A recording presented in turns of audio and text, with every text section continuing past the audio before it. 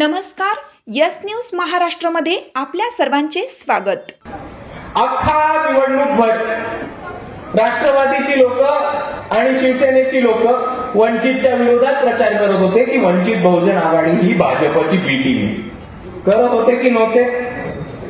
त्याच्या पुढे काय झालं समजून ऑलरेडी यांचा अर्धा पक्ष फुटला आणि भाजपमध्ये जाऊन बसला, तरी यांचं वंचित बहुजन आघाडीला बी टीम म्हणणं चालू होतं। दुसऱ्या बाजूला 2024 मध्ये विधानसभा झाली, 2024 मध्ये लोकसभा झाली। 2024 मध्ये निवडून आलेले उद्धव बाळासाहेब ठाकरेंचे 6 खासदार 2026 उजाडायच्या आत भाजपमध्ये निघून गेले।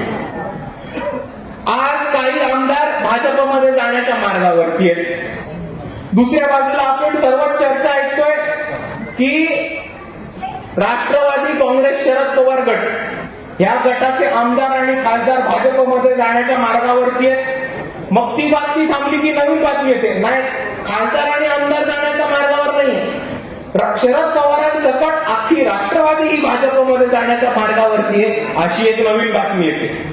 मग त्याच्यानंतर अजून एक बातमी आपल्या सर्वांसमोर येते की रात्री 12 वाजता एक बैठक होते, ती 2 वाजेपर्यंत चालते आणि त्या बैठकीमध्ये उद्धव बाळासाहेब ठाकरे आणि देवेंद्र फडणवीस रात्री 2-2 वाजेपर्यंत चर्चा करतात। आता जर उद्धव बाळासाहेब ठाकरे भाजपच्या विरोधात असतील आणि काँग्रेस बरोबर असतील तर ह्या 2-2 वाजेच्या चर्चेमध्ये शिस्त काय हे महाराष्ट्राला सांगून तरी टाका एकदाच।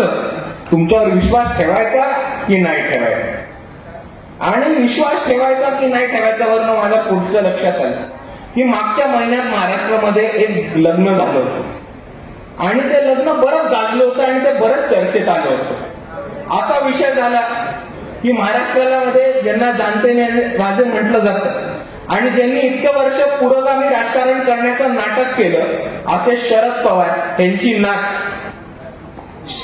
खासदार सुप्रियाताई सुळे यांची मुलगी यांचं लग्न होतं सारंग लखानिया यांच्याशी। तर सारंग लखानिया कोण आहेत, तर लखानिया परिवार हा 3 पिढ्या संघामध्ये आहे आणि भाजपमध्ये आहे।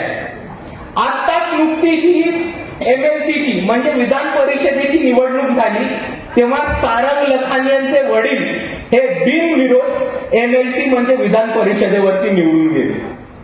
आता माझ्या म्हणण्याचा चुकीचा अर्थ नका काढू, कोणी कोणाशी लग्न करायचं हा त्यांचा वैयक्तिक विषय,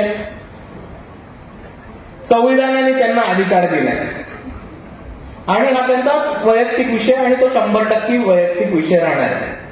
पण जर तुम्ही महाराष्ट्राच्या जनतेला चुत्या बनवून एक लग्न करणार असाल तर त्याच्याबद्दल पब्लिकमध्ये चर्चा होणार म्हणजे होणार। कारण तुम्ही विषय समजून घ्या, राष्ट्रवादीचे कार्यकर्ते अंगावरती केसेस घेणार, राष्ट्रवादीचे कार्यकर्ते भाजपच्या लोकांशी लढणार, आरएसएसशी लढणार, वंचित बहुजन आघाडीचे नेते जितके पण लोक भाजपच्या विरोधात आहेत ते आंदोलन करणार, अंगावरती केसेस घेणार, भाजपच्या लोकांच्या लाठाकाट्या काढणार, पोलिसांच्या लाठाकाट्या काढणार, 2-2 दिवस जेलमध्ये जाणार आणि ह्यांचं काय, त्यांचं आपापसात लग्न झाणार म्हणजे सत्ता एनसीपीची किंवा भाजपची सत्ता घरात राहिली पाहिजे आणि मरण हे कार्यकर्त्याचं झालं पाहिजे। हे धोरण आज तुम्ही ओळखून काढा मित्रांनो। हे राजराजांचं रागण आहे की इकडे सैनिक युद्धामध्ये मरत राहणार आणि एका लग्नामध्ये युद्ध मिटून एक युती होणार।